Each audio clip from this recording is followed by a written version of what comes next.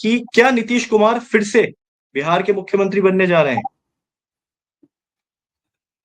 देखिए, दो चीजें बहुत अहम है। बिहार में जनता क्या तय करेगी और बीजेपी क्या तय करेगी, इन दोनों के बीच में अगर हम बैलेंस ढूंढेंगे तो आपको आपके सवाल का जवाब मिल जाएगा। अगर बीजेपी ये तय करती है कि हम इस बार अपना सीएम बनाना चाहेंगे और वो नीतीश कुमार को पटखनी देके या सबोटाज करके या उसकी सीट्स को कम ज्यादा करके कोशिश करें, जो महाराष्ट्र में हुआ। क्योंकि जो बीजेपी की जो टेंडेंसी रही है वो ये है कि भाई अपने अलाइज पे बहुत ज्यादा दिन उनका यकीन रहता नहीं है। अलाइज को प्रमोट किया, हालांकि नीतीश कुमार अपवाद हैं कि बार बार उन्होंने बीजेपी को डिच किया और फिर बीजेपी के साथ बैठे हुए हैं, और उसके बावजूद बीजेपी उन पे इतना लंबा अरसे तक उन पे यकीन उनका रह गया। वरना हमने उद्धव ठाकरे का हश्र देखा है, हमने शिरोमणि अकाली दल का हश्र देखा है, हमने बीजू जनता दल को देखा है, हमने जगन मोहन रेड्डी को भी देखा है, हमने जयललिता का हाल देखा है। बीजेपी के जो एलाइज हैं वो बहुत लंबा उनके साथ सस्टेन नहीं कर पाते। बीजेपी किसी अपने एलाई के साथ सरकार बनाती है और जब मौका मिलता है तो टेक ओवर करके या तो पार्टी खत्म कर देगी और पार्टी में तो तोड़फोड़ कराएगी, जो भी करेगी अपने एलाइज को खत्म करके, और सत्ता का जो चाबी है वो अपने दरवाजे पे उसे लाके वापस लगा लेती। तो बिहार को लेके जो लोगों के जो स्पेकुलेशंस हैं, देखिए बहुत सीधा सीधा है। अगर वोटर समीकरण बहुत ज्यादा नहीं बनता तो बिहार के साथ दिक्कत क्या है कि बिहार में जो सवर्ण और अति एक्सट्रीम जो बैकवर्ड क्लासेस है, ईबीसी जिन्हें हम कहते हैं, वो अगर एक साथ वोट करते हैं तो ये मान के चलिए कि अभी भी एनडीए बहुत कमजोर नहीं है। जो आपने तेजस्वी यादव का जिक्र किया, उनके साथ में दो दिक्कत आती है। उनके पास सत्ता में आने के लिए एक तो सारे मुस्लिम वोट चाहिए और सारा यादव वोट चाहिए, और उसके साथ थोड़ा बहुत जो सोशल इंजीनियरिंग करके दूसरी कम्युनिटीज का जो वोट वो ला पाए। तो तब तक वो सत्ता में नहीं आ पाते जब तक उन्हें कम से कम तीन कम्युनिटीज, दो कम्युनिटीज जो कोर वोटर उनका है वो मजबूती के साथ उनके पीछे आके खड़ा हो, और कम से कम एक या दो छोटे जो कास्ट जो फैक्टर्स हैं वो उनके साथ एफिलिएट हो जाए। पिछले इलेक्शन में हमने देखा था कि पिछले इलेक्शन में यादव और मुस्लिम वोट उनके पीछे कंसोलिडेट हुआ, लेकिन कांग्रेस के भरोसे उन्हें उम्मीद थी कि जो भूमिहार और ब्राह्मण वोटर है उसका एक बड़ा चंक हम अपने साथ ले आए, और वो पिछली बार नहीं हुआ। उसमें सीपीआईएम और उनका जो वोटर है, वो जो वोट बेस है, उसमें भी थोड़ा सा जो उन्हें एडवांटेज मिलने की उम्मीद थी, बहुत ज्यादा आरजेडी को उसमें फायदा नहीं।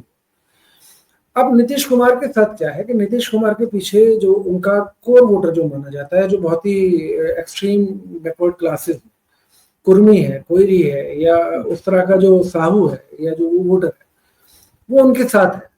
उनमें से कौन फ्लोट हो रहा है, कौन टूट रहा है, कौन उनके पास से हटेगा। नीतीश कुमार को हराने के लिए ये दो चीजें बड़ी अहम है कि बीजेपी उनके साथ कोई धोखाधड़ी ना करे।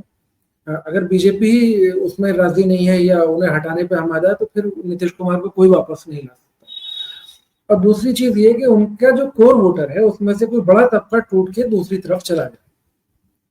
तो बिहार में हमने 2-3 साल के अंदर 2-3 जो बदलाव देखे, वो एक तो ये देखा है कि जो भूमिहार वोटर वो, हालांकि उसका बड़ा शोर ज्यादा है और चूंकि डोमिनेंट कम्युनिटी है और बूथ मैनेजमेंट उनका साउंड होता है, तो उसमें एक थोड़ा सा डिस्ट्रक्शन मान लीजिए या बीजेपी को लेकर उसमें थोड़ी सी नाराजगी का एक वो था।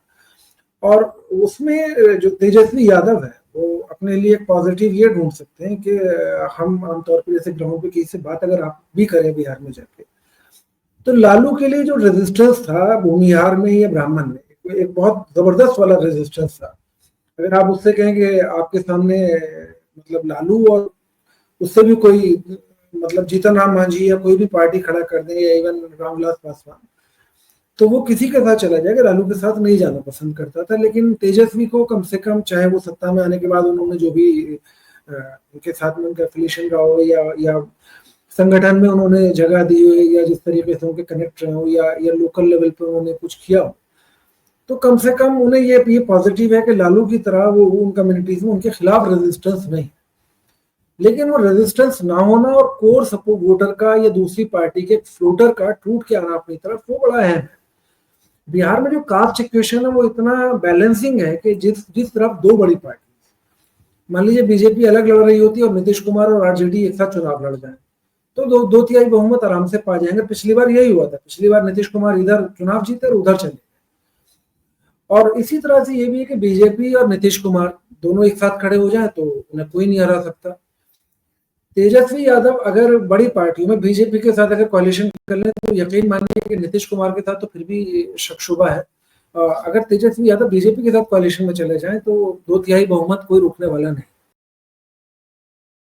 साथियों, आपको ये वीडियो कैसा लगा, या अगर आपके दिमाग में कोई सवाल है तो कमेंट बॉक्स में जरूर बताइएगा। वीडियो पसंद आया तो लाइक शेयर करना ना भूलिएगा। आपने देशनामा को सब्सक्राइब और नोटिफिकेशन के लिए घंटी वाला बटन दबा ही दिया होगा। फिर मुलाकात होगी आपसे, तब तक के लिए नमस्कार।